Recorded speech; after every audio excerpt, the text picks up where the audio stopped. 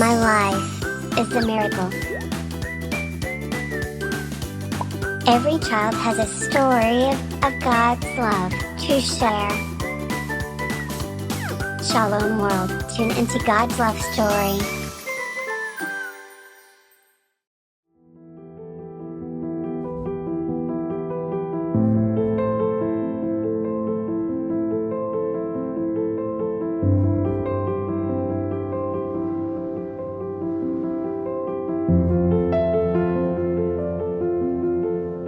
The divine aura of this holy ground, the incredible art, and the splendid architecture.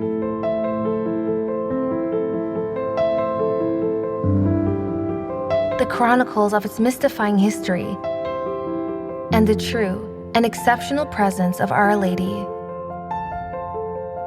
What started as a tiny oblate mission church in 1920 has expanded into one of the largest shrines in the United States, attracting over 1 million pilgrims a year. The flawless union of sanctity, heritage, and worship. Although I have been there once before, the desire to visit again is compelling, and now more than ever.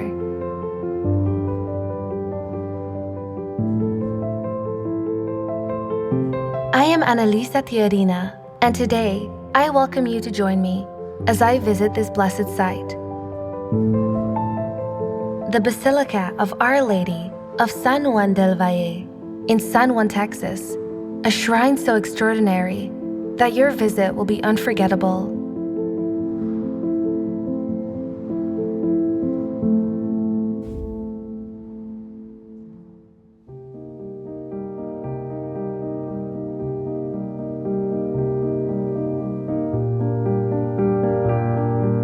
This shrine is truly a special place.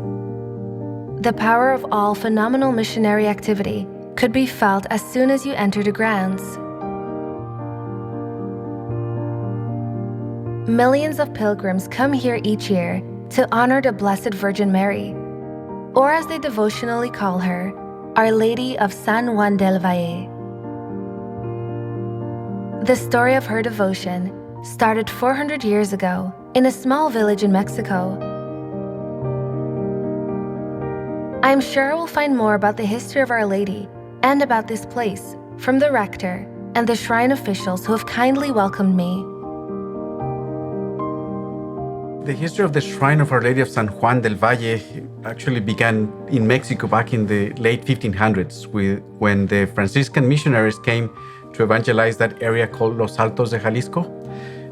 One of the missionaries, Fray Miguel de Bologna, he brought a statue of the Immaculate Conception and gave it to the Indians. And he started to settle down communities with Spaniards and Indians together. And years later, a group of people were traveling through there to Guadalajara, which was the big city. And one of the daughters had an accident and she died. When they were ready to bury her there, the Indian called Ana Lucia, she said, wait, no? She brought the statue of Our Lady that the missionary had left with her, and she put it on her chest, and the girl began to breathe again. And ever since Our Lady of San Juan began to grow, the devotion to Our Lady of San Juan, that's 400 years ago. Later on, when this part of the country was evangelized by Mexican priests, sure enough, they brought the devotion to Our Lady of San Juan de los Lagos. And people had already that devotion here when the oblate missionaries came from France to be missionaries or to evangelize. And they were amazed to see that people were already praying the rosary and people were already with their devotions. And of course, the devotion to Our Lady of San Juan de los Lagos was big. Taking that into consideration, Father Jose Maria Espiazo, seeing that people were traveling these 600 miles from here to San Juan de los Lagos to pay a promise to Our Lady, he said, it's too dangerous for the people, and hundreds of them would go every year to San Juan de los Lagos in Jalisco.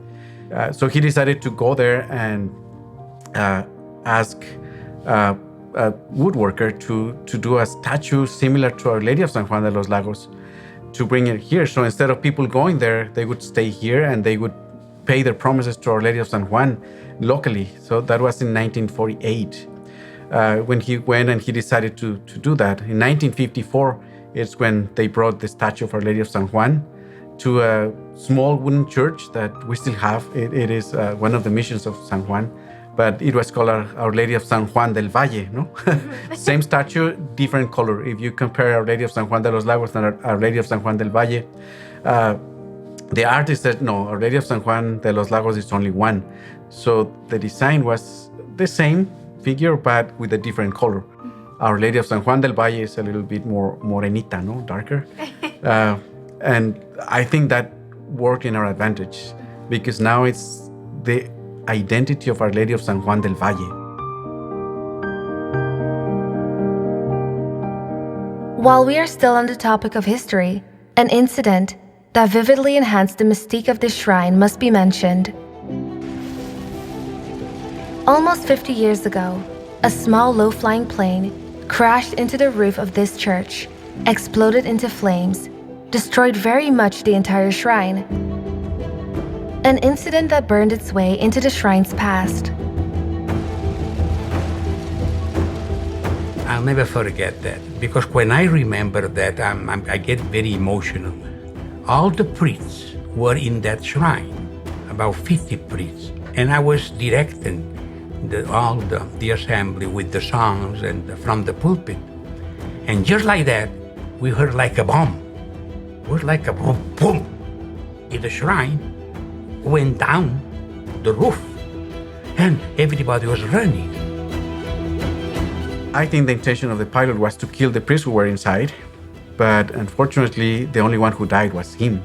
All the priests were saved, and people got out of there safely, and the church just burned in flames.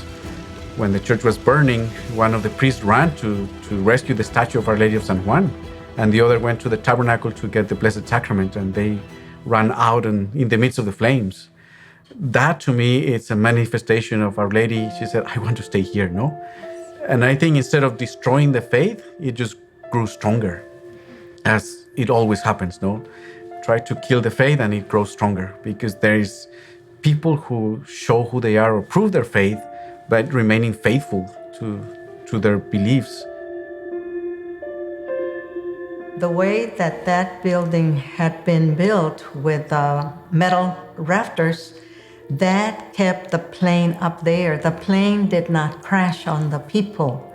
It could have been a disaster, and it wasn't. Only the pilot was killed.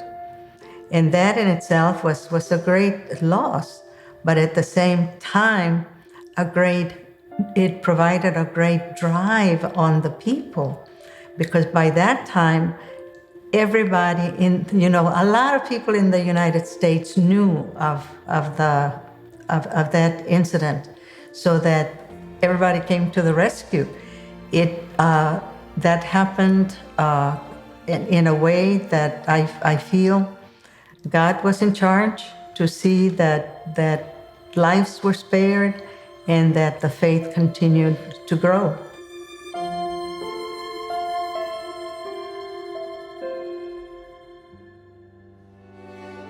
The construction of the new shrine was finished and dedicated in the April of 1980.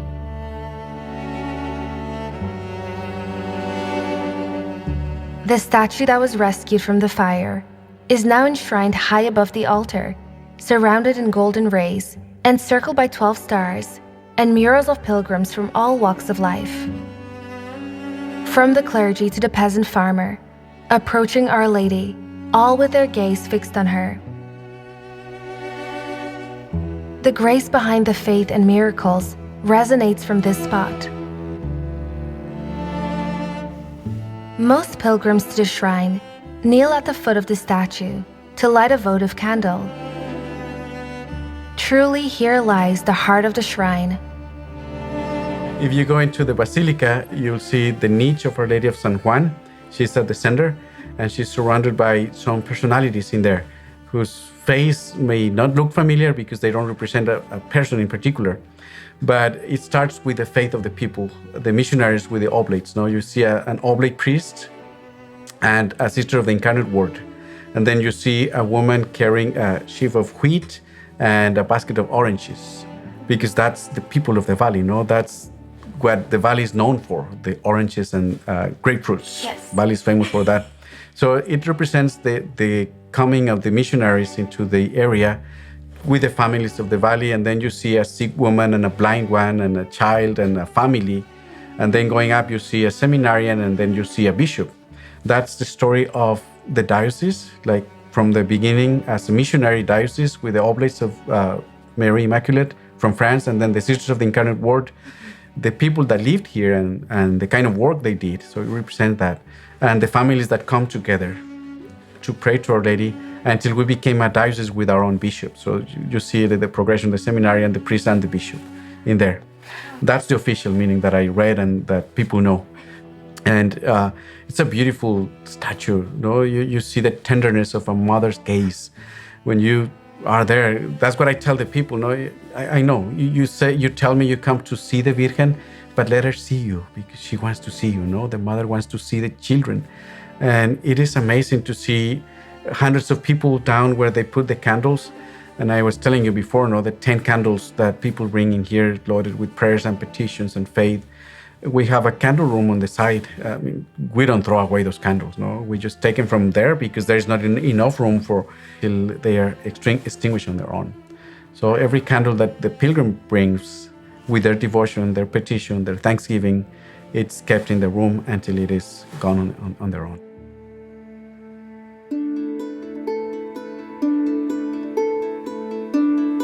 The many outstanding artworks within and outside the shrine deserve a special mention. Next to the Basilica is the Holy Water Plaza, a fountain with faucets, surrounded by a walk of engraved bricks.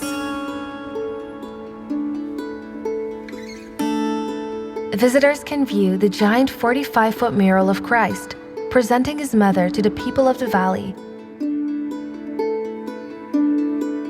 and enjoy over 60 acres of gardens for prayer and contemplation. There are numerous places to sit and reflect, especially the Stations of the Cross. Instead of being represented by plaques along the walls, the Stations of the Cross are depicted in life-size bronze statues, placed along a mile-long circular path outside the church. It is not only a park, it's a prayer garden. And I see hundreds of people, especially during Lent or Good Friday, you'd see the amount of people coming as a family or as a parish community, groups of altar servers that come from different parts of the diocese or Corpus Christi or Houston. They come to do the Stations of the Cross and see them going around. It is an amazing place. I love it. And when I go into the shrine, I like to see the people praying, Thousands of confessions here at the Basilica. People come from all over the diocese and from up north and from northern Mexico to confess here at the Basilica. And when they come here, they know that there's always confessions in the morning and in the afternoon every day. And on Sundays, we have confessions all day. So they know that there's always going to be a priest here to hear their confessions. So those are the main attractions that people feel drawn to, especially, I think, silence, because it is a peaceful place. Yes. We live in a world that is hectic and filled with music and sounds and honks and even visual, You drive through the expressway and there's all these kinds of billboards. There's a visual contamination. But when they come here, they feel at peace and quietness and the simpleness and the beauty of it. The beauty, it's always leading us to God.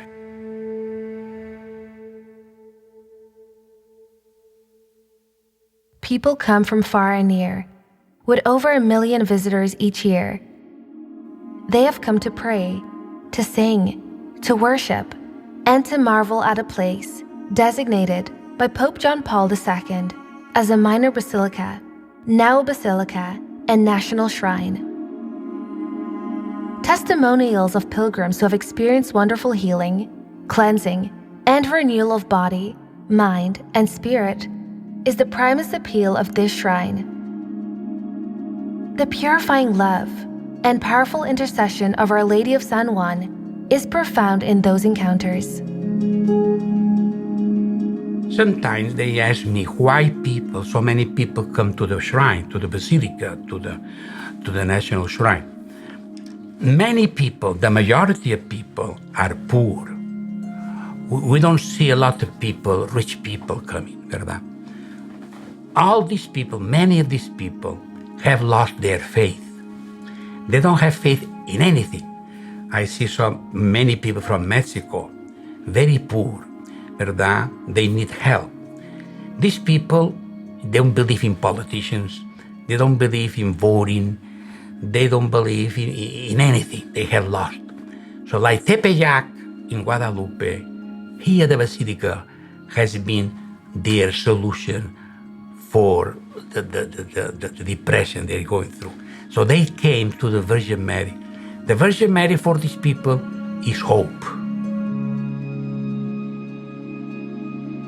Healing services draw a lot of people, 2,000, 2,500 on the last Saturday of the month. Monsignor Juan Nicolau is the one who still does God bless his soul. Now he's hardworking at almost 84 years old, but he still comes with joy to do the healing service. And for that, we have people coming from Houston, from San Antonio, from Austin, and they stay at our Basilica Hotel because they want to be at the healing service. We do it every month, and people come, and there is a charismatic way, but also moments with the Blessed Sacrament. You know, in our life, we come to areas of need. We have the need. And when we have a need, we promise God whatever. We mainly do it with the help of our devotions. And people will promise, if I graduate, if I pass this course and graduate and make the grade, I will take my cap and gown to the Virgen de San Juan. And that happens. So it's a need, it's a promise, and then when the pilgrims come, they come to fulfill that promise. Vienen a cumplir la promesa. So that's what ties the groups. That's what makes the groups. So upon arrival, you ought to see how fast they make it to the hotel and make a V-line to go buy the candle, to take that candle to the Virgen and to say thank you. So those are the steps. The need, la promesa, y a cumplir esa promesa.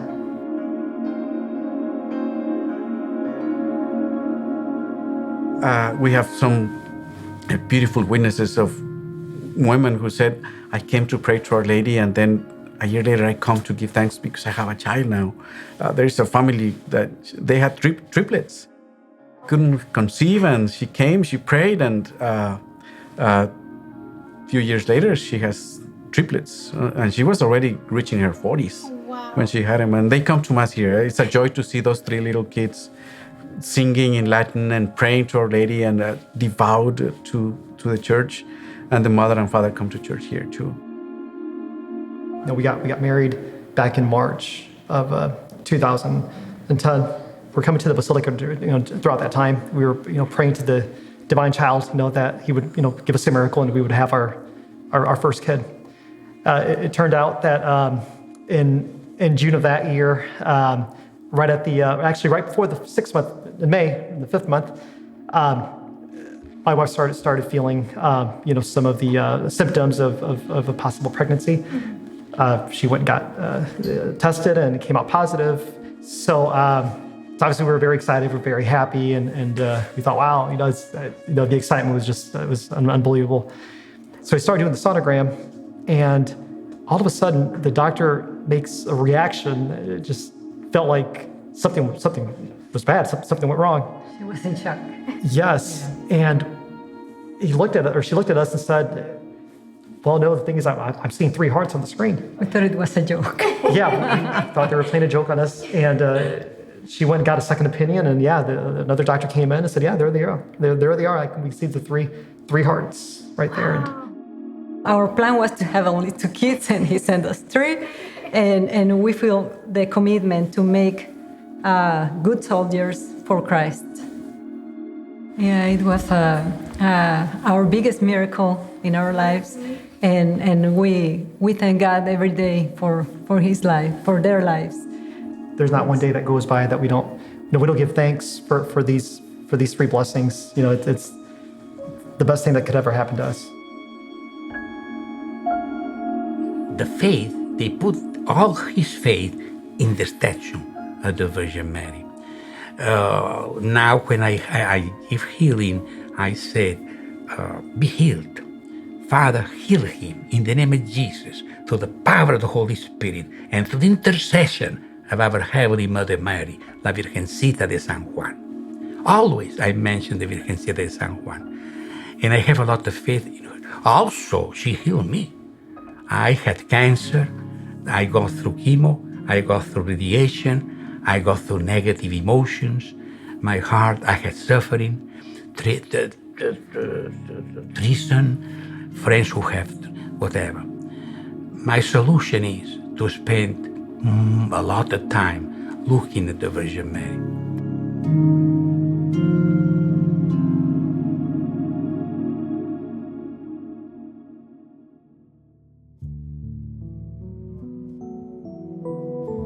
The testimony of healings and miracles that happen here are songs for ages.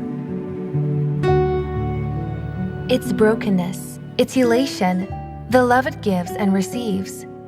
It is her divinity that we aim to inherit, to draw us nearer to her Son, and to discover the excellence that lies in our relationship with Him. As I leave today, I treasure this unique experience. I take home with me the indelible mark that this journey has made in my faith. I leave knowing this shrine would always stay a special place for me, as it is for so many who come. This place is waiting to welcome all to the warmth of the love and care of Our Lady of San Juan del Valle.